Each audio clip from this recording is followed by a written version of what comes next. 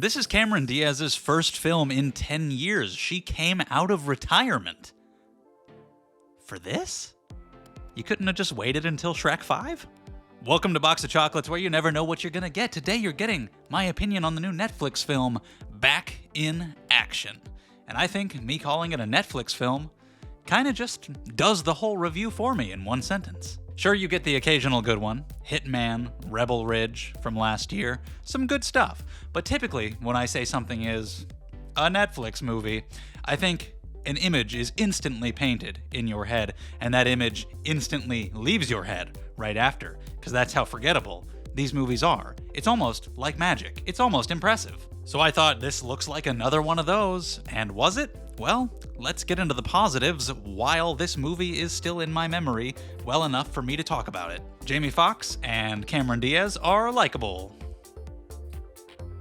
I don't know if I got much else. They're not really doing anything special with their performances. This is kind of typical Jamie Foxx. He's just doing what he does, but he does it well. Cameron Diaz has a few lines here and there I thought were a little shaky, a little bland, but for the most part, they're likable. It's nice to see her on screen again. Cameron Diaz was very important in my movie watching experiences because I watched The Mask a million times as a child. Me and my friend watched the VHS that I owned so many times that it stopped working and we had to get another one. But Cameron Diaz in The Mask opened up a whole new world to little young me.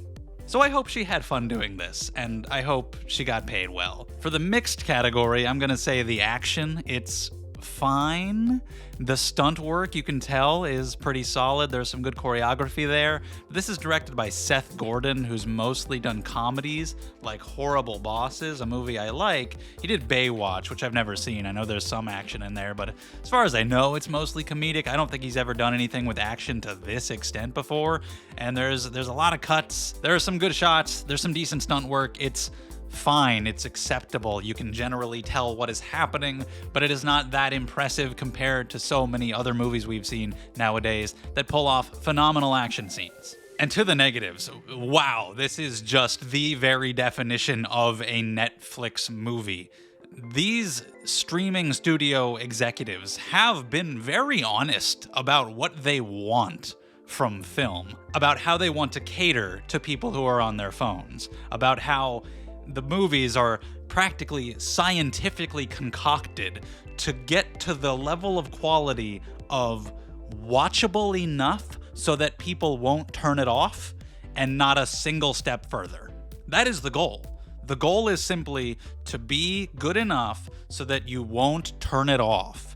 And they expect you to be watching it while you're doing the fucking dishes anyway. So as long as it's bright enough, as long as there's an action scene every now and then, as long as there's a somewhat comedic line of dialogue now and then, that's good enough for them. You'll watch it all the way through. It will not stick with you for an hour after you finish watching it. It won't make you feel anything. It won't make you think anything. It's barely gonna register with you at all. But you'll watch it all the way through. People like to throw around words like slop nowadays. They like to say things feel like they're made by AI.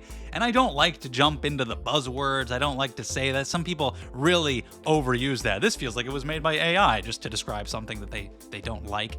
If there's any type of movie that deserves those words, it's this. Because my God, when I found out that the plot of this movie was that they used to be in the CIA, but then they retired and now they have to get back in the game, I almost jumped off a building. There's actually other plots.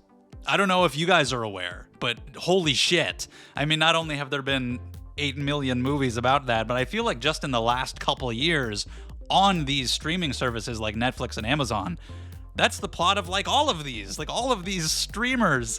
They're all that, like some dude or some couple, and they used to be some badass person and now they have to get back into it.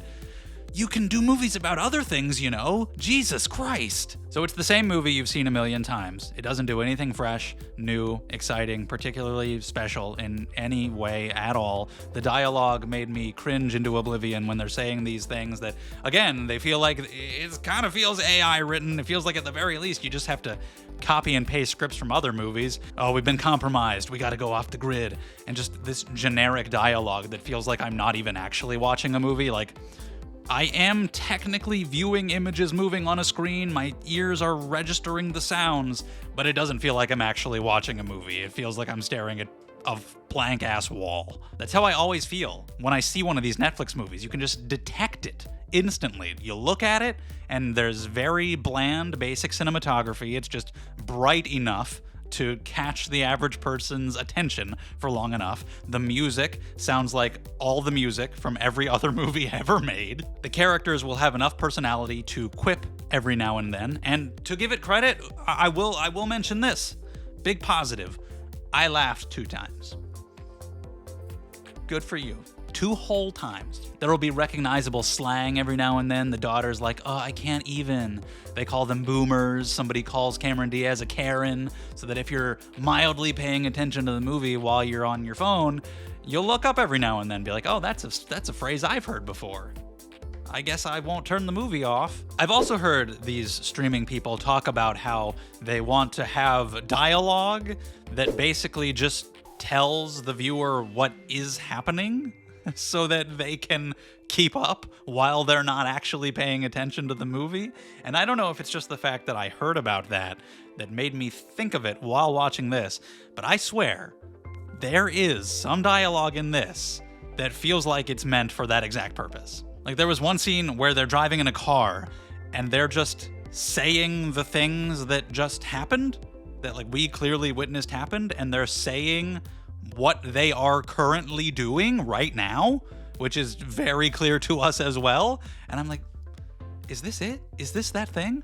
Are they doing the thing where they just say what is happening just in case someone at home isn't paying attention?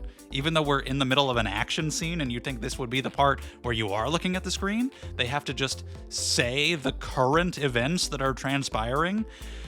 Oh, it's rough. Very cringe dialogue, very unoriginal. The plot, it's almost an insult to other movies that have plots to call this a plot, because, again, it's just the most basic thing you've seen before. There's a thing. It doesn't matter what it is. It's some bullshit thing you don't care about. It's just a MacGuffin. The bad guys want it because they're bad. The main villain, Jesus. No personality.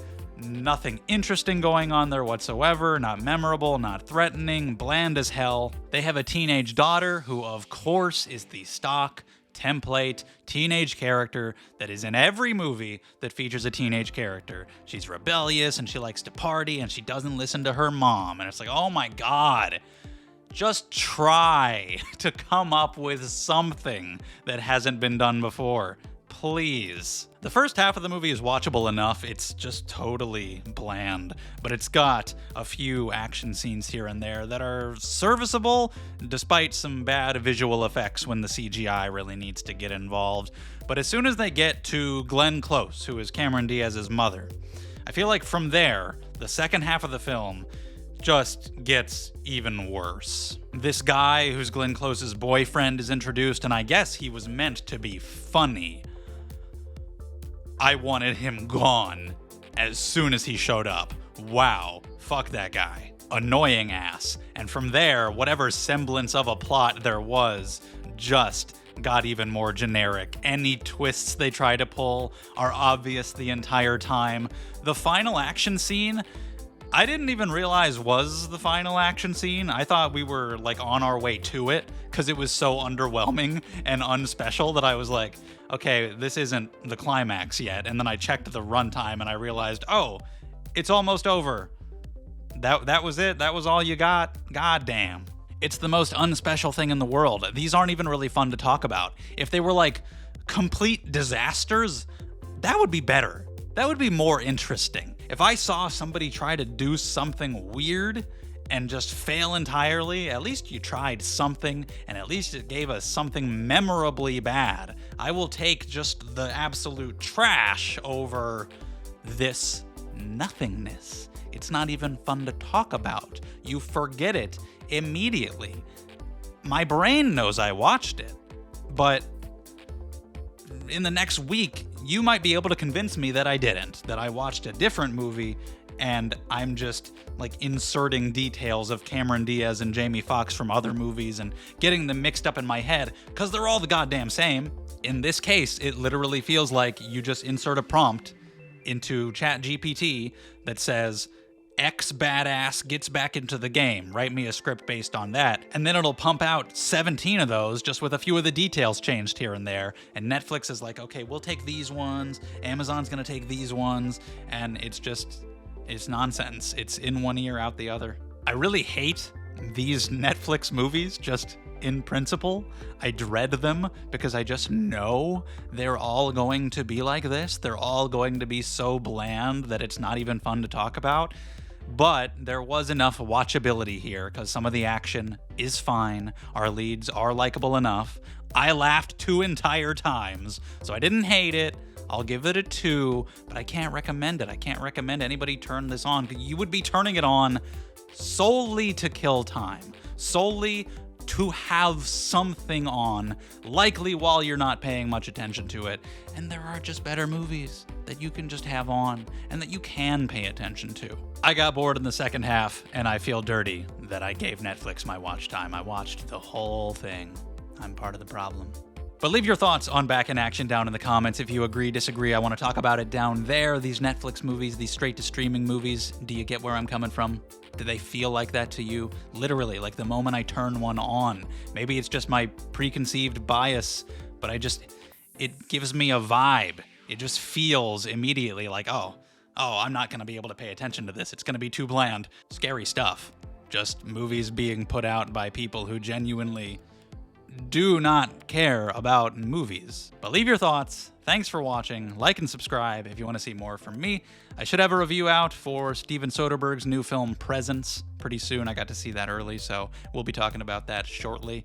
Thanks again, and I'll see you next time.